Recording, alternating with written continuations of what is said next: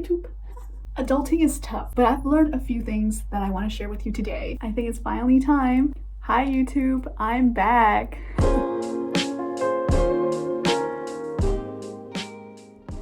Hi everyone, welcome back to my channel. It feels so weird just sitting in front of a camera and talking to myself. It's been a while, I took a break. The reason why I'm back on YouTube is simply because I miss it. I didn't know I have this small little YouTube community that I just miss it. So if you're watching this video, thank you so much for being here.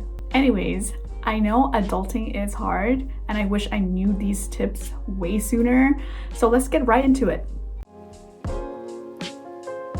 If you know me, I love planning. I plan today, tomorrow, this week, next month, next year. Like, I can be a little extreme, I know. And my first video on YouTube was actually about time management. I just can't stress it enough. And I don't want to scare you guys. You don't have to be that extreme to manage your time effectively. For starters, you can just start with 5 to 10 minutes every morning, writing down your to-do list, the things that you need to get done today, like something that simple just to get your mind ready for the day. You can write it down in a notebook, tablet, computer, your phone, whatever is the easiest for you. It can just be a simple to-do list, and you can make it a little more complicated by prioritizing the tasks from 1 to 10. Another pro tip I use is time blocking method. If you haven't heard already, it's so simple and I literally use it every single day. All I do is blocking the time on my Google Calendar for the things that I need to spend that time doing. It doesn't have to be aesthetic, complicated. All you need to do is block the time, write down what you're gonna be doing during that time, and stick to it. Let's say you're blocking 1 hour for lunch at noon, 1 hour for the gym after work from 5 to 6 p.m. Anything. You can log in anything as long as you stick to it and you plan ahead. Trust me, it makes your life so much easier knowing what's coming next, what's happening in your life. You have everything figured out the day before. Also, you're not forgetting anything because you have everything on your calendar. Another extra pro tip is always plan your workouts or anything that's important that you really want to build into your everyday habit, your everyday life. You have to log it in. If I don't schedule in my workouts, if I don't schedule in the time for me to plan my wedding or doing anything else, I would forget. And even if I have that free time, I would be on the couch because there's so many things that are going through your head and you want to do everything, but then you end up doing nothing. But also you don't have to block every hour of the day because that would make you feel overwhelmed. Sorry if my cat is meowing. Say hi, Tohu. Hi, YouTube. Anyways, one step at a time, and as you build that momentum slowly every single day, you'll get better with time management, trust me. If you don't create a deadline for yourself, you procrastinate. The second hack I want to talk about today is about budgeting or managing your moolah, aka money. We all know that money is important, but we don't want to constantly think about money and stress out about money. And yes, this part of adulting sucks, but we can make it better. I'm not going to ask you to download any apps or buy another notebook because we need to start simple. It's a simple thing that keeps you going. Back to it. So budgeting. This part you only need to do once in a while, so bear with me here. First, determine the cost that you know that you will have to pay for it every single month, no matter what. This cost can include your rent, your mortgage, your gym membership, your subscriptions, your water bill, all kinds of bills that you have to pay, that you know you will have to pay no matter what. Add all of those costs together and see how much you actually spend per month. And then compare it with your salary and see if it's above or below. We want to keep it below because we also want to save money first. If you find out that what you're spending is way over your salary, that's a red flag. We need to cut down some things here. You can eat out less, spend less on shopping.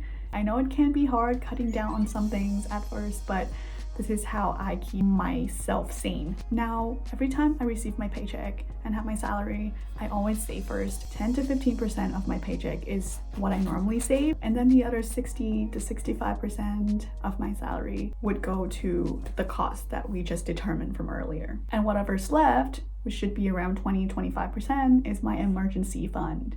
Some months I might use it if I overspend, but it will be there in case of any emergencies that needs the money right away. Save first, spend later. It can be hard, but it is such a good method that works for me because I know that I'll always have that financial backup plan, and that gives me a peace of mind. And just to be clear, I'm no financial expert.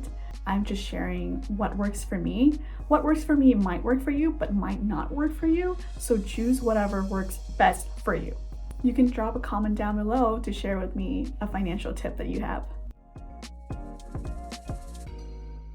I want to touch base on this aspect of adulting, mental health. I didn't realize how much my mental health affects my daily life that much until I sit down and actually seriously think about it. Before, if I had a bad day, I brush it off, suck it up, I go to bed. I just hope that the next morning everything will be magically solved. But instead, I feel mentally exhausted.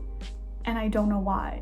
Probably because all of those negative emotions, all of those thoughts, they're still there. They're not being solved. They're still in the back of my head, and I will have to come back to it and face it. I just have to accept that if I don't do anything about it, they're being suppressed. They're not solved. They're still there. So my hack here is always create a time and space for your mental health, whatever that may be, and of course your physical health as well. Go exercise, go biking, go do yoga, go do your skincare, go meditate, go sit down and listen to yourself, go think about your life for 5 minutes straight with no distractions, no phone, nothing at all. Go journal, go write a letter to yourself, go take care of your mental health if it needs help.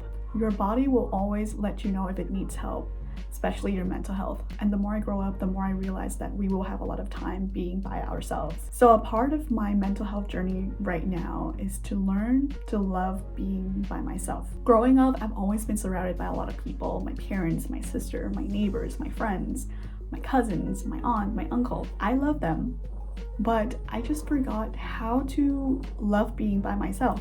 And I realized that I would schedule in my free time with someone else. I would squeeze it in so that I don't have to be by myself. But instead, I should enjoy my own company. It is a learning process for me too, but I know one day we'll get there. Last but not least, discipline.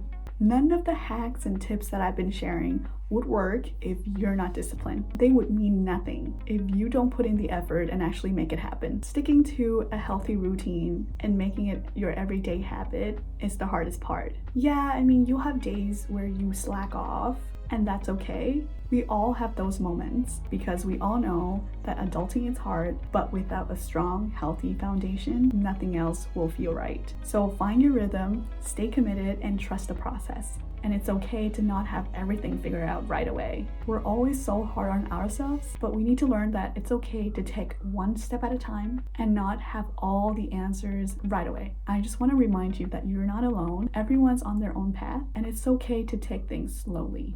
I hope this video was useful to you in some way. Let me know in the comments if you love this kind of content and what else do you want me to share. Don't forget to subscribe, and I'll see you next time. Bye.